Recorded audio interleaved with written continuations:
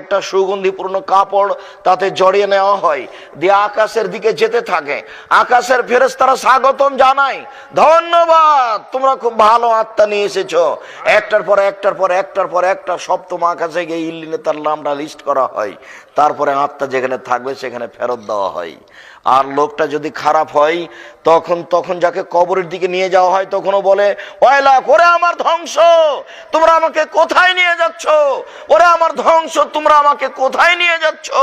তারে বাপরে মারে করে চিৎকার সারা পৃথিবীর জীবজন্তু, কীট পতঙ্গ, পদার্থ, জড় পদার্থ সবকিছু শুনতে পায়, মানুষ এবং জিন শুনতে পায় না।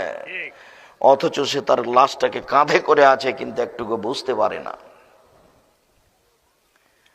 অন্য বর্ণনায় এসেছে, মানুষ যদি খারাপ হয় তখন তার আত্মাটাকে বের করতে বলা হয়। আত্মাটাকে জোর করে টেনে, ফেরেশতারা উঠে টেনে হেঁচড়ে খিঁচে বের করে। বের করার পরে দুর্গন্ধ, ছি ছি ছি ছি ছি ছি ছি। কেউ তাকে নিতে চায় না, সবাই তাকে ঘৃণা করে। তারপরে এইভাবে আত্মাকে প্রথম আকাশে নিয়ে